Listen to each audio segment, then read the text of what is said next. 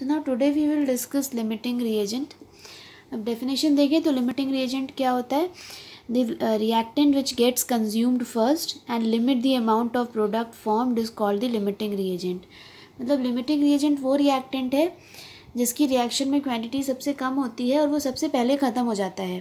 अब क्योंकि वो ख़त्म हो गया है तो वही ये डिसाइड करेगा कि प्रोडक्ट कितना बनेगा. मतलब फॉर एग्जांपल मान लेते हैं कि हमको पेन बनाने हैं, ठीक है.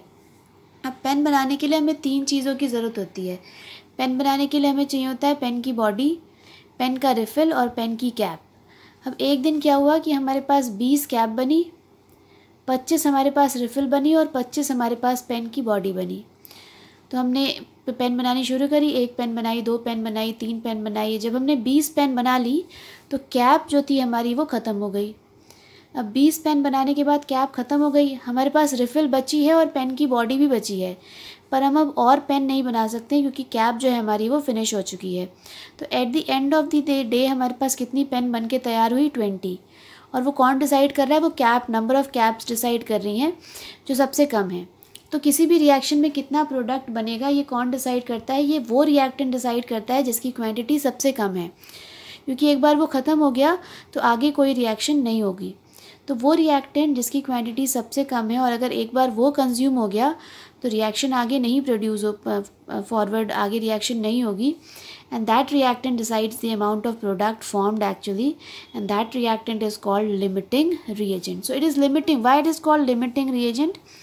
Because it limit the amount of product form. तो यहाँ पे हमारे लिए लिमिटिंग रिएजेंट कौन है? यहाँ पे हमारे लिए लिमिटिंग रिएजेंट कैप है, क्योंकि एक बार कैप हमारी ख़त्म हो गई तो भले ही हमारे पास रिफ़िल और पेन की बॉडी बची है पर हम पेन नहीं बना सकते हैं.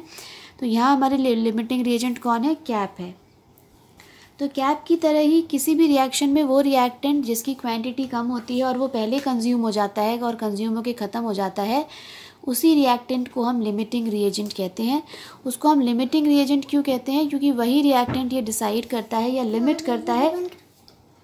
तो वो रिएक्टेंट जो पहले कंज्यूम हो जाता है और जिसकी क्वांटिटी कम होती है उसी को हम लिमिटिंग रिएजेंट कहते हैं. लिमिटिंग रिएजेंट क्यों कह रहे हैं हम उसको? क्योंकि वही वो रिएक्टेंट है जो ये लिमिट करता है या ये डिसाइड करता है कि कितना प्रोडक्ट बनेगा. तो now we will do some questions based on limiting reagent. ठीक है, तो लिमिटिंग रिएजेंट पे बेस्ड कुछ क्वेश्चंस कर लेते हैं. So the first question is, now suppose we have 0.6 mole of Cu2s is roasted in excess of oxygen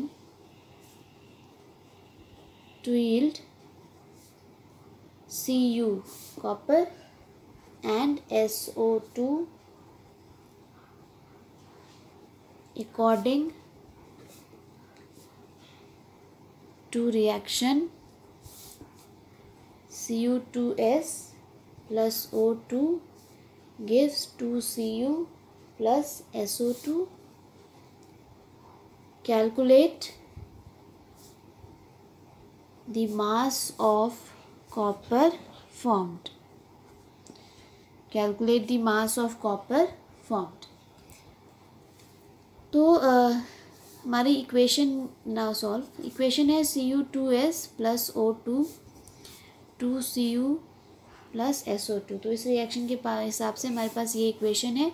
इस equation के हिसाब से 1 मोल ऑफ Cu2s, यहाँ पे 1 है आगे तो लिखते नहीं हैं हम, तो जस्ट एज्यूम्ड कि आगे 1 ही है.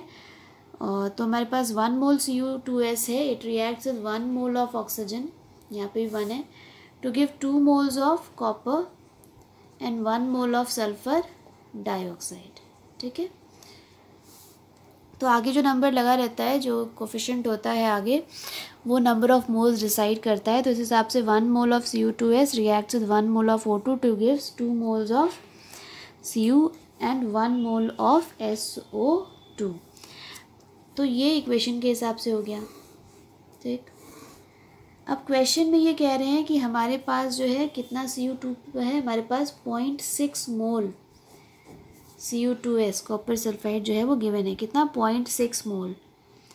and it is roasted with excess of oxygen to yield copper and this according. Calculate the mass of, ये कितना कॉपर बन रहा है ये हमें कैलकुलेट करना है. देख तो हमारे पास कितना Cu2s है 0.6. कितना कॉपर बन रहा है ये निकालना है. दूसरा रिएक्टेंट जो ऑक्सीजन है, oxygen is present in excess, तो उससे कोई मतलब नहीं है, एक्सेस में है वो, तो कौन डिसाइड कर रहा है, Cu2s. तो 0.6 मोल से कितना कॉपर बनेगा ये हमें निकालना है. अब हम इक्वेशन के हिसाब से देखें तो 1 mole of Cu2s gives 2 mole of copper. 1 mole of Cu2s gives 2 mole of copper. तो 0.6 मोल of Cu2s will give 2 into 0.6, that is 1.2 mole of copper. ठीक है, तो 1 mole Cu2s gives 2 mole of copper, तो 0.6 will give 2 into 0.6, that is 1.2 mole. तो copper कितना बनने वाला है 1.2 मोल.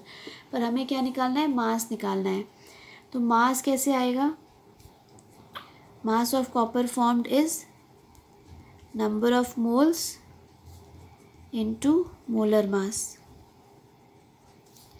नंबर ऑफ मोल्स कितने बन रहे हैं 1.2. मोलर मास कॉपर का कितना है 63.5. मल्टीप्लाई करेंगे दैट विल गिव 76.26 ग्राम्स. तो कितनी कॉपर बनी 76.26 ग्राम. Now the question is, suppose we have 80 gram of H2. 80 gram of H2 are reacted with 80 gram of O2 to form water. Find out the mass of water obtained. Which substance is the limiting reagent? Okay, which substance is the limiting reagent? तो हमें क्या बनाना है, water बनाना है. किससे, hydrogen और oxygen से. तो H2 plus O2 gives H2O. Balance कर लें तो यहाँ पे 2 लगेगा और यहाँ पे 2 लगेगा. तो ये हमारी इक्वेशन हो गई, hydrogen and oxygen combines to form water. अब इक्वेशन के हिसाब से यहाँ पे जो कोफिशिएंट है वो 2 है, तो इसका मतलब 2 mole of hydrogen gas reacts with 1 mole of oxygen gas to form 2 moles of water. तो 2 moles of hydrogen react with 1 mole of oxygen to form 2 mole of water. अब क्वेश्चन में देखिए क्या गिवन है. क्वेश्चन के हिसाब से हमारे पास है 80 ग्राम हाइड्रोजन. तो 80 ग्राम हाइड्रोजन को अगर हम मोल्स में कन्वर्ट करेंगे तो 80/2 है ना, mass in grams upon molar mass, तो कितना हो जाएगा 40 मोल्स. ठीक है, तो क्वेश्चन के हिसाब से हमारे पास हाइड्रोजन कितना है 40 मोल्स. ऑक्सीजन देखें तो ऑक्सीजन भी 80 ग्राम है, तो 80 ग्राम ऑफ ऑक्सीजन, तो नंबर ऑफ मोल्स में कन्वर्ट करेंगे, mass in grams 80 upon molar mass of oxygen gas O2 is 16 into 2 that is 32, और ये आ जाएगा 2.5 मोल्स. ठीक, और हमें निकालना है कि वाटर कितना बना और लिमिटिंग रिएजेंट कौन है. तो इक्वेशन के हिसाब से 2 moles of hydrogen reacts with 1 mole of oxygen to give 2 moles of water. Question में 40 मोल्स हाइड्रोजन है, 2.5 मोल्स ऑक्सीजन है, ये बताना है कि लिमिटिंग रिएजेंट कौन है और वाटर कितना बनेगा. अब देखते हैं. Now 2 mole of hydrogen reacts with 1 mole of oxygen. तो 1 mole of hydrogen will react by 1/2 mole of oxygen gas. तो 40 moles of H2 will react with 1/2 into 40, that is 20 moles of oxygen. तो 40 moles of hydrogen के लिए हमारे पास 20 moles of O2 जो है वो होना चाहिए. और हमारे पास कितना ऑक्सीजन अवेलेबल है, हमारे पास अवेलेबल ऑक्सीजन है 2.5 मोल्स। तो होना कितना चाहिए पूरी रिएक्शन के लिए 20 मोल्स, है कितना 2.5 मोल्स। तो क्योंकि ये कम है, ऑक्सीजन कम क्वांटिटी में प्रेजेंट है, इसीलिए हमारा लिमिटिंग रिएजेंट जो है वो, लिमिटिंग रिएजेंट कौन है, हमारा लिमिटिंग रिएजेंट है ऑक्सीजन।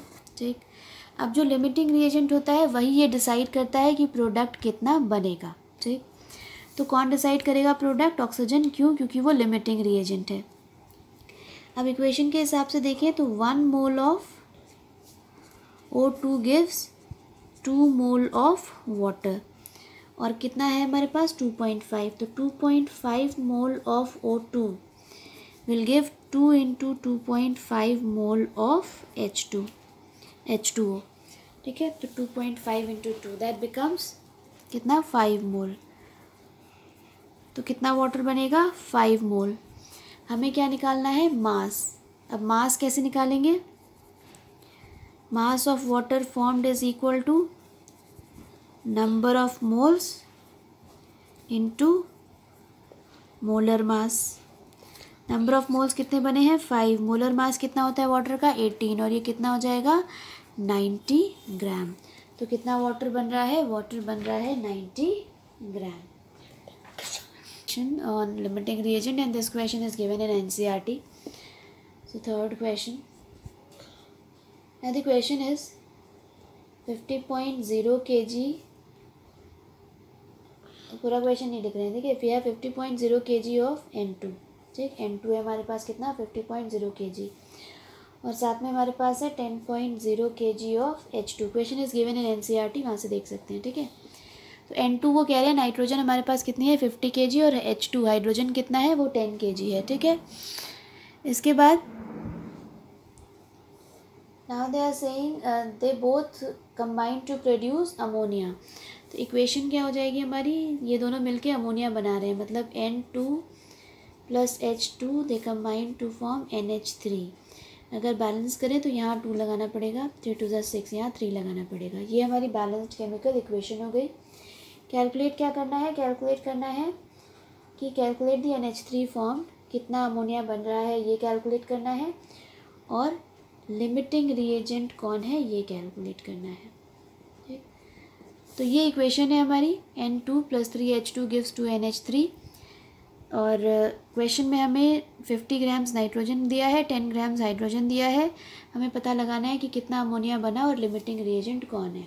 तो देखते हैं, इक्वेशन के हिसाब से 1 mole of nitrogen gas combines with 3 mole of hydrogen gas two gives 2 moles of ammonia. ठीक, अब क्वेश्चन में देखें तो हमें नाइट्रोजन कितनी गिवन है, नाइट्रोजन गिवन है हमें 50 kg। तो 50 kg तो ग्राम में कन्वर्ट करेंगे तो कितना हो जाएगा 50 इंटू 10⁻³ ग्राम्स। ठीक, तो नंबर ऑफ मोल्स निकाल रहे हैं, mass in grams upon molar mass.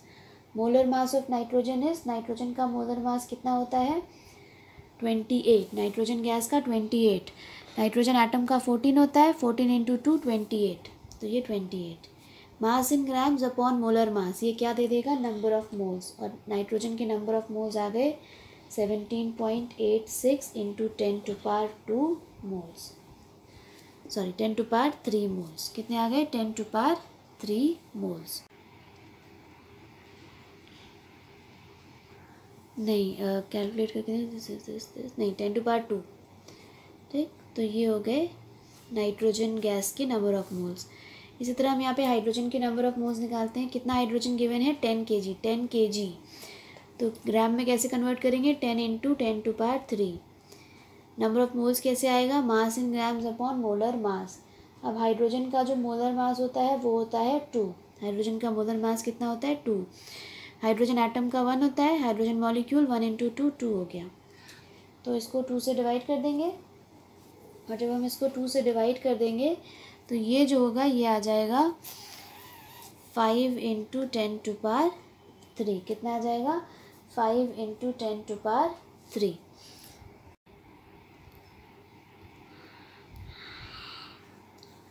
So number of moles of hydrogen comes out to be 5 into 10⁻³। तो ये number of moles of hydrogen हो गए जो क्वेश्चन में है, और ये number of moles of nitrogen हो गए जो क्वेश्चन में है। अब हमें पता लगाना है लिमिटिंग रिएजेंट। तो सबसे पहले हम लिमिटिंग रिएजेंट पता लगाएंगे। तो इक्वेशन के हिसाब से 1 mole of nitrogen reacts with 3 mole of hydrogen. 1 mole of nitrogen reacts with 3 moles of hydrogen. तो 17.86 into 10 to power 2 moles of nitrogen will react with 3 into 17.86 into 10 to power 2 moles. और ये आ जाएगा, कितना आ जाएगा ये, it will approximately comes out to be, कितना आएगा, 17.86 into 3 moles. So that comes out to be 5.35 into 10 to power 3 moles। ठीक, मतलब अगर 17.86 नाइट्रोजन के मोल्स हैं तो हमारे पास हाइड्रोजन कितना होना चाहिए, हाइड्रोजन होना चाहिए 5.35 इंटू 10 टू पावर 3। पर क्वेश्चन में हमारे पास हाइड्रोजन है कितना, 5 इंटू 10 टू पावर 3। तो ज़रूरत कितने हाइड्रोजन की है, 5.35 है। कितना हाइड्रोजन, 5, मतलब हाइड्रोजन कम है। So hydrogen is the limiting reagent. तो लिमिटिंग रिएजेंट कौन हो गया यहाँ पर, हमारे पास कितना नंबर ऑफ मोल्स हाइड्रोजन का हमें रिक्वायर्ड है, 5.35। क्वेश्चन में है कितना, 5, मतलब जितना चाहिए उससे कम हाइड्रोजन है हमारे पास, इसलिए लिमिटिंग रिएजेंट हमारा कौन है, लिमिटिंग रिएजेंट है हमारा हाइड्रोजन। अब जो लिमिटिंग रिएजेंट होता है वही वो डिसाइड करता है कि प्रोडक्ट कितना बनेगा। तो कितना प्रोडक्ट मतलब कितना NH3 बनेगा, ये कौन डिसाइड करेगा, हाइड्रोजन। तो अब क्वेश्चन के हिसाब से देखें तो 3 moles of H2, 3 moles gives 2 moles of NH3। 3 moles of H2 gives 2 moles of NH3। Then 1 mole of H2 will give 2/3 mole of NH3। ठीक है, 3 moles of H2 gives 2 moles of NH3, तो 1 mole of H2 will gives 2/3 moles of NH3। Question में कितना है, 5 into 10 to power 3। So 5 into 10 to power 3 moles of H2 will give 2/3 into 5 into 10 to power 3, that is 5 to the 10, 10 divided by 3, that approximately comes as 3.33 into 10 to power 3 moles of NH3।